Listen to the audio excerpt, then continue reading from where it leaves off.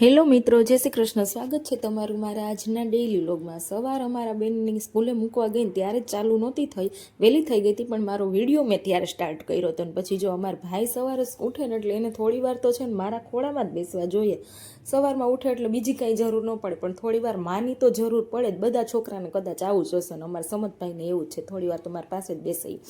પછી જો એણે નાહી લીધું હતું ને તો મને બતાવતો હતો કે મમ્મી મેં કાલ જો કેટલું સરસ લખ્યું ને તો મને છે ને મેડમે વેરી ગુડ આપ્યું. મેં કીધું વાહ સરસ, આવી રીતે જ ભણો ને આગળ વધો બેટા.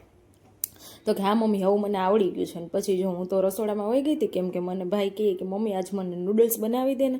મેં કીધું સારું હાલ બનાવી દઉં તને નૂડલ્સ. એટલે આપણે તો રસોડામાં નૂડલ્સ બનાવવા માટે વયા ગયા હતા. ને પછી જો અમારી બેનને સ્કૂલેથી લઈને આવીને તો દોડવા માંડી હતી ને હું એની પાછળ દોડતી હતી ને તો એને મજા આવી ગઈ હતી. થોડી વાર એવી રીતે એની આ રમવા જાઉં નીચે પાર્કિંગમાં.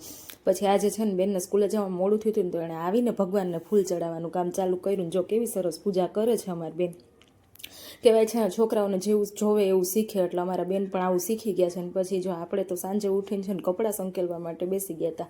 થોડી વાર સુવા જોઈએ એટલે સૂઈ જાય ને પછી બપોરે ઉઠીને પાછા આ બધા કામ હોય પતાવવાના, એટલે આખો દિવસ આમનામ વયો જાય. પછી કાલે છે ને એક મેં કોમેડી રીલ શૂટ કરી છે ને એ આજે મેં પોસ્ટ કરી દીધી છે. તો મારા ઇન્સ્ટાગ્રામ આઈડી ને મારી યુટ્યુબ ચેનલ બંનેમાં પોસ્ટ છે, તો જઈને જોઈ આવો. ને પછી સાંજે છે ને માધવીબેનના ઘરે છોલે ભટુરે બનાવવાનો પ્રોગ્રામ હતો, એટલે હું ત્યાં ગઈ હતી એના ઘરે આટો મારવા માટે. નીચો બધું સુધારતા હતા ને પછી આપણે તો છે ને ભટુરે બનાવીને તળવા માંડ્યા હતા. બહુ ફૂલતા નહોતા, પણ જેવા આવડે એવા બનાવવાના જોઈને તો મને કે કાંઈક એક્શન તો કરો. મેં કીધું એક્શન શું કરવામાં, ચીપિયો બતાવું. પછી બીજા દિવસે સવારે અમારા હસ્તીબેનને નવડાવી દીધા હતા. સ્કૂલે જવાનું મોડું થતું હતું એટલે, પણ હજી એના આંખમાં ઊંઘ તો હતી જ, પણ સ્કૂલે જવાનું એટલે ઉઠાડો પડે. ને અમારા આ ભાઈ જો કેવા આરામથી સૂતા છે, એને મોડે સુધી હું સુવા દઉં, પણ અમારા બેનને જવાનું એટલે એને ઉઠાડી દઉં. અને પછી રસોડામાં વહી ગઈ હતી, રસોઈ બનાવવાનું કામ ચાલુ કરી દીધું હતું.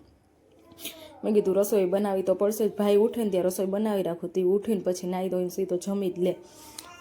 અને અમારા ભાઈને છે ને હું મોડે સુધી સુવા દઉં, કેમ કે એને બપોરે છે ને સુવા ન મળે, સ્કૂલ હોય એટલા માટે. એટલે એને હું મોડો જ જગાડું. પછી રસોડામાં હું રોટલી કરતી હતી ને ત્યાં તો એ જાગી ગયો. મેં કીધું હાલ હવે જમવા બેસી જાય. ને પછી એક જગ્યાએ સેલ હતો ને ત્યાં સેલમાં જોવા માટે ગઈ હતી, પણ આપણને કાંઈ બહુ ગમ્યું ને એટલે ઘર ભેગા થઈ ગયા હતા. અને આવીને જો નાના છોકરાઓની સાયકલ હલાવવાનું આજ મન થઈ ગયું. મેં કીધું લાવો આજ તો મારે સાયકલ હલાવી જ છે. તો માધવીબેન કે પડી જશો. મેં કીધું નહીં પડું, હલાવવાની ટ્રાય તો કરા દો. એટલે આપણે તો સાયકલ એ હાંકી લીધી ને પાછું આપણું બાળપણ યાદ કરી લીધું હતું.